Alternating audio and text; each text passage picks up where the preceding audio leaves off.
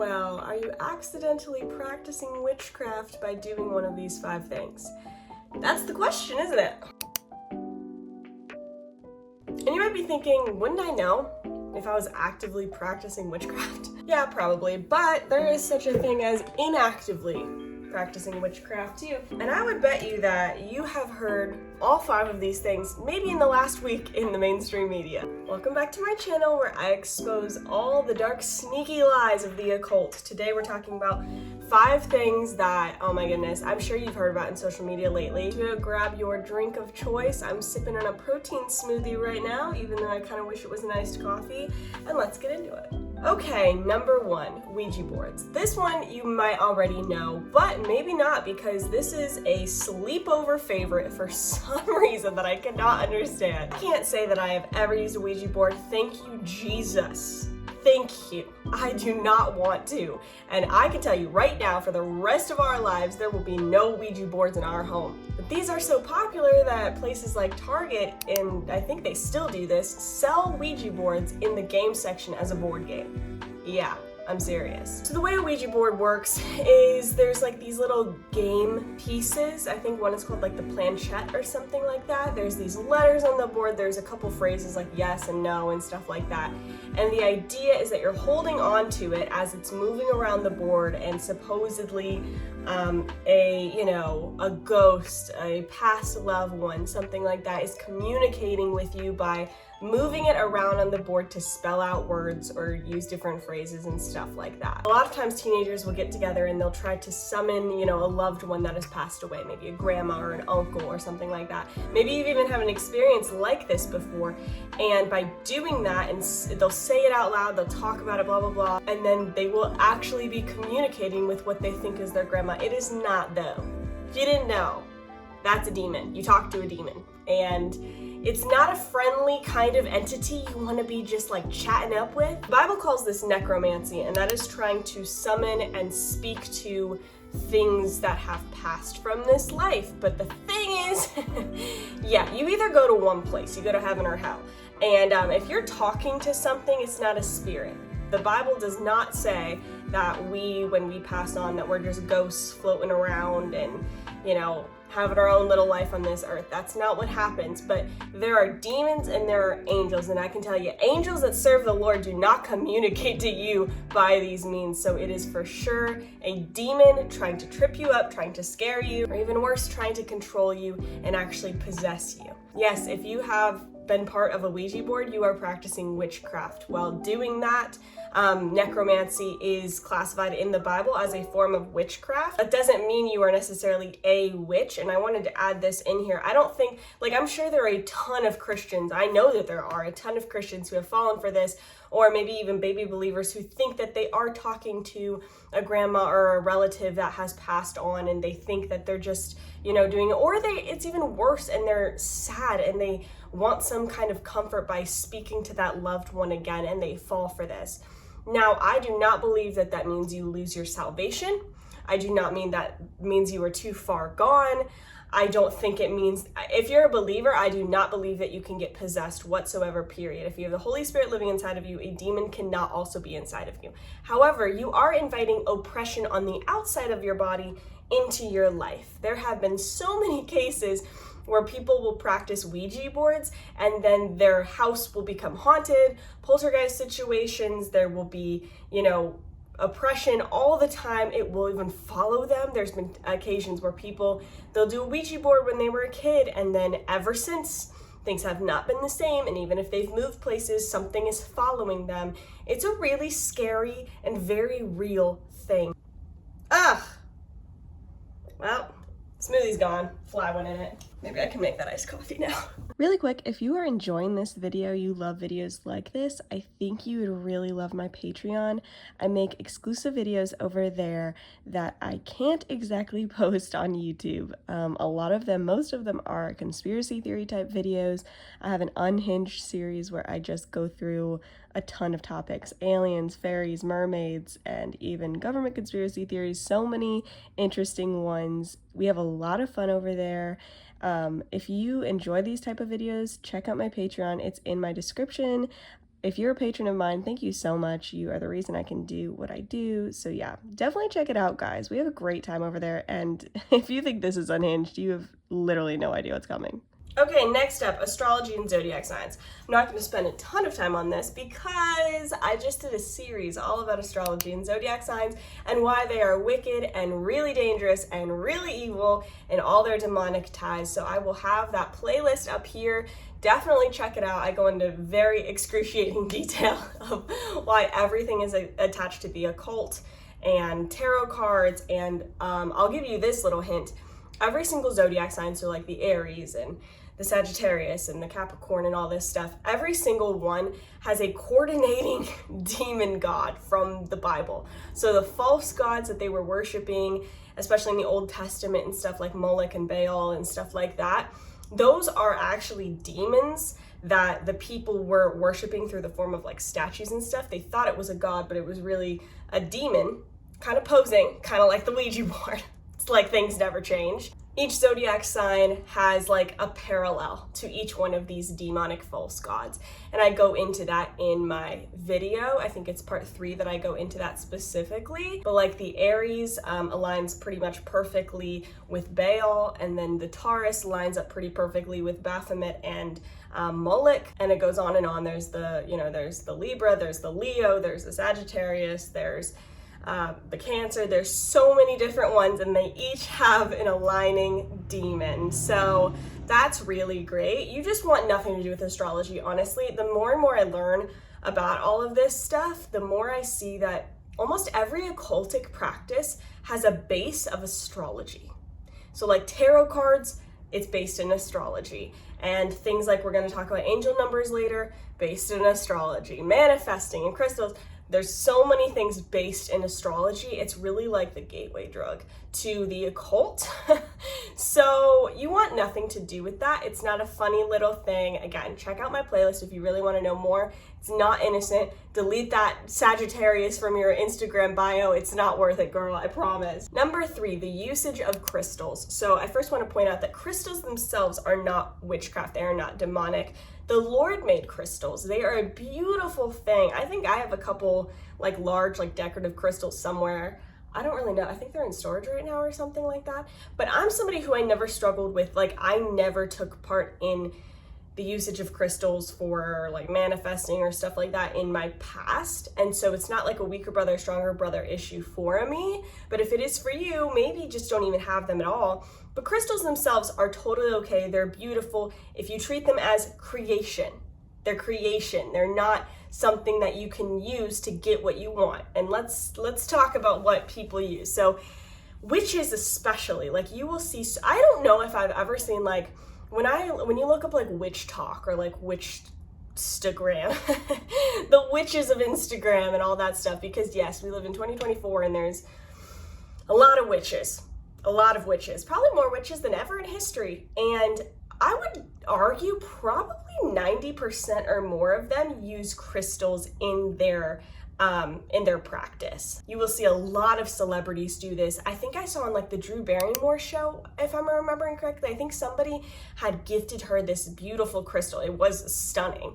But I think she said it was like, this is the one that attracts health or like attracts love or abundance, whatever it is.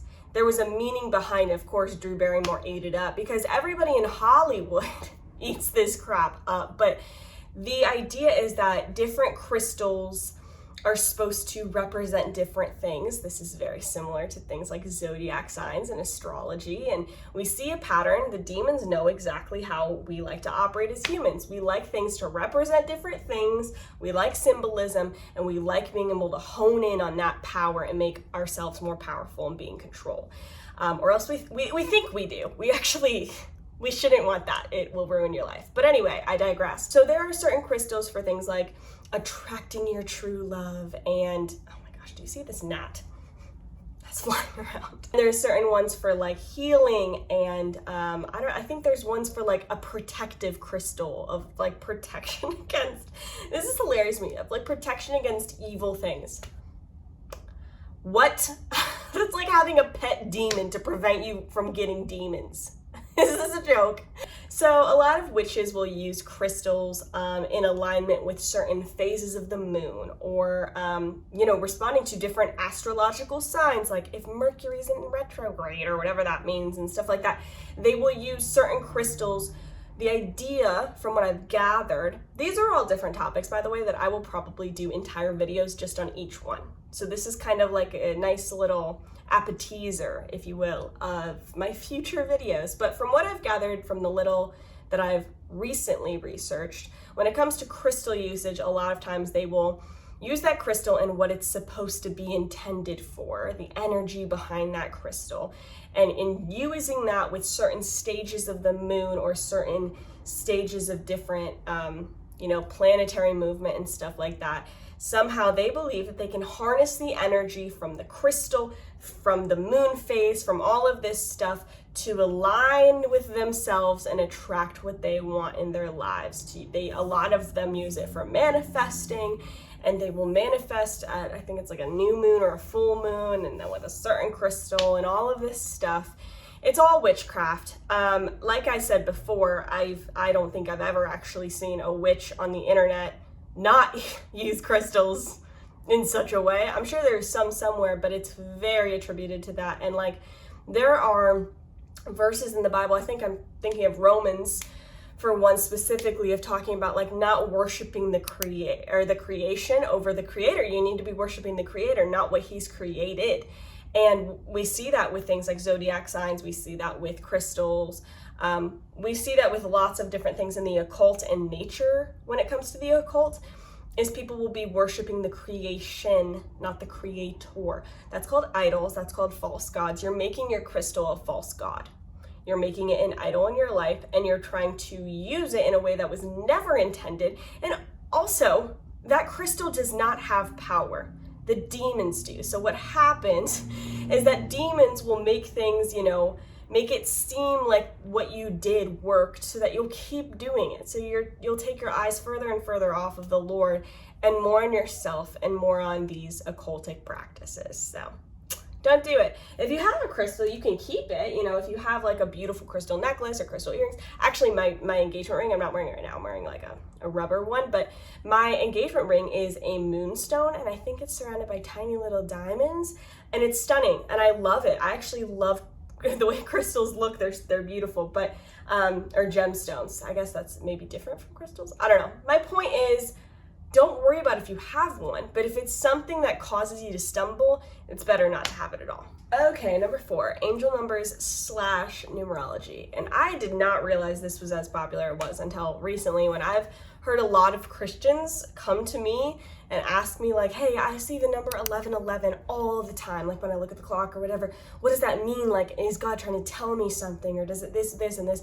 This falls into the idea of angel numbers and numerology. And if you're not aware of it, you can get trapped very, very easily by the occult.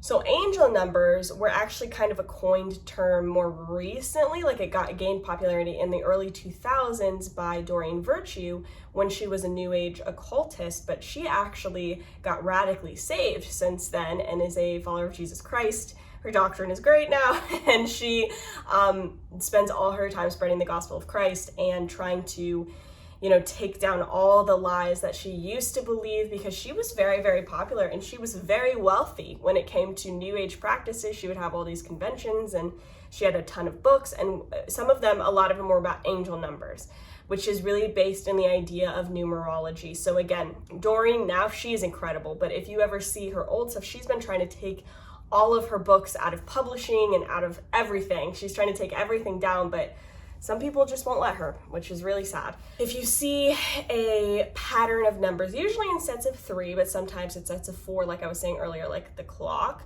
and it'll usually be the same numbers. So like 1111, or just a set of 3, 111, or 333, or 777, 999, whatever it is, 1111, stuff like that. And it's supposed to like be a message from the universe to guide you in what you should do in your life. Again, this falls a lot into astrology and zodiac, like I was saying, but All of this, the theme of all of this is that like you can control your life and that the universe is guiding you. Creation over the creator again. So I have to break something to you. The universe is not telling you anything. The universe serves the Almighty God. The universe is like, keep me out of this. I am a creation, not the creator. So the idea of angel numbers came from this idea that your guardian angels are trying to communicate with you and steer you in the right direction, or like that you can predict your future, and it has to do with psychic abilities and stuff like that with these numbers. And it might be in relation to license plate numbers, or like I was saying earlier, the clock, or whatever it is. This is all a bunch of BS, okay? Like angels, there are angels and there are demons. Angels are not going to be communicating to you like this. They won't. Because angels don't operate in the occult because they serve God. Fallen angels and demons, they do. They do, okay? It's either one of two things. If you are seeing numbers over and over and over again, or one of three things, I should say, it's either a complete coincidence. That is possible. The second thing is it's demons trying to get your attention and ensnare you in something. Or the third thing is, like, for instance, with clocks. Like, a lot of times when I start getting in a habit of waking up at a certain time, I will keep waking up at that time. Or like, I have a son, and sometimes he'll go through these phases where he will wake up at the exact same time every single night or morning, whether it's like 5 a.m. or something like that. And I'm like, why? Why are you doing this? It doesn't even seem like he wants to be awake. It's because his body has created its own like clock that it just wakes up at this time. And until you kind of break that cycle, it'll keep waking up. So this will usually pass, but sometimes you'll just notice that. Sometimes you'll just notice that. And a lot of people take it a little bit too seriously, but like our brains are really smart. We are a people of a lot of patterns and a lot of like rhythms, circadian rhythms, all this stuff. The Lord hardwired us that in us. And so if you look at the clock every day at like 4:35 and you just happen to look at it every day at 4:35 and you're like, oh my gosh, it's 4:35 again, what does this mean? It doesn't mean anything. It means your brain is really smart. But if it is something more spiritual, then it's demons trying to ensnare you. This is not the Lord communicating through. I mean, God can do anything he wants, but he typically does not use occultic measures to communicate to his children, okay? Like, he can do anything he wants. He can, use anything he wants, but typically he doesn't. He uses his word. He uses the Bible and prayer and worship. He uses those he wants that from you. He wants to have a relationship with you through the ways that he's told you he wants a relationship with you. You can't just make it up and say well, you're going to be talking to me through numbers now.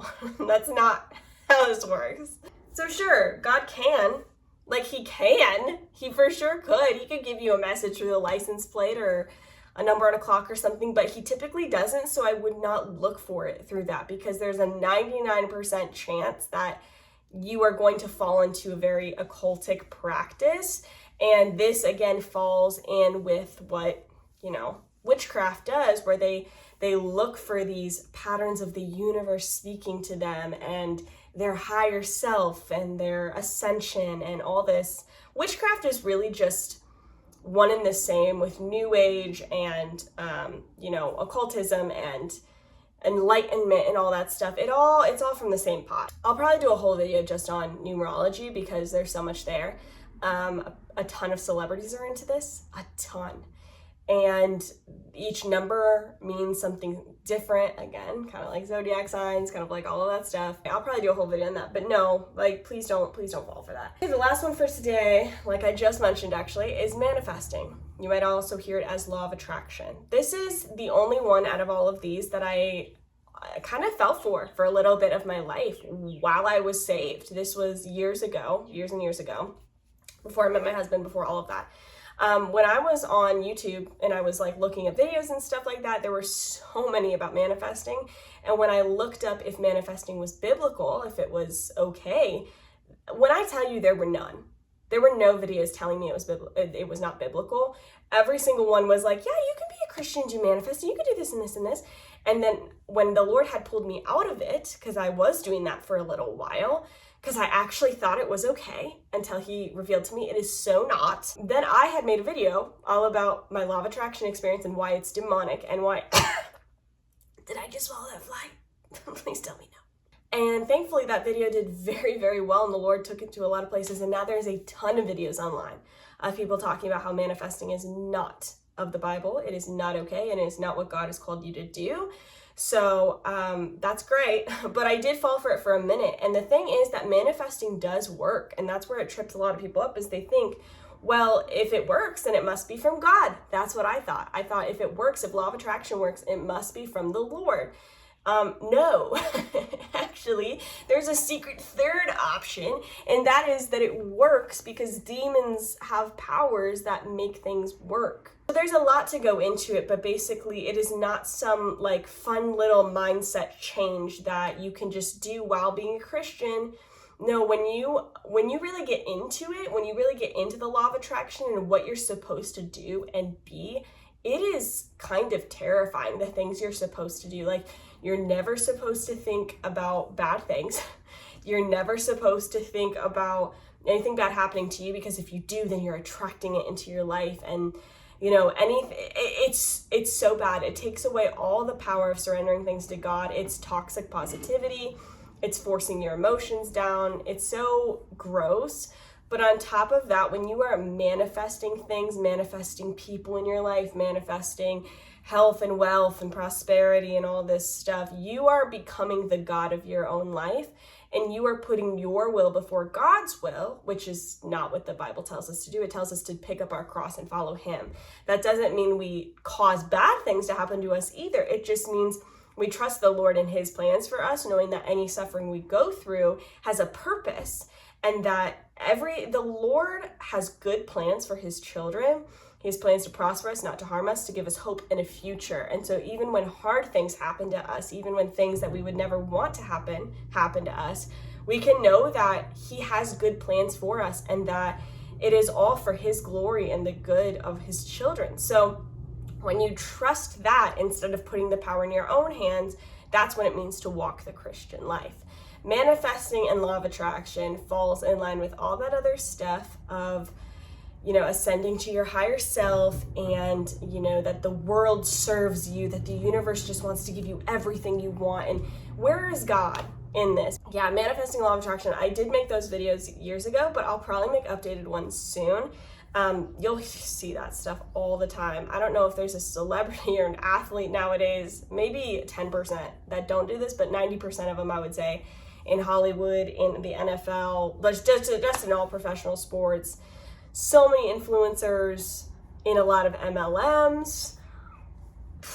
Manifesting is huge. Let me know if any of these surprised you. Let me know down below what I should cover next. Thank you guys so much for being here, and don't forget to check out my astrology series if you haven't yet, and I'll have a couple of videos at the end of this that you can click on. But I love you so much, and I will see you soon. Bye!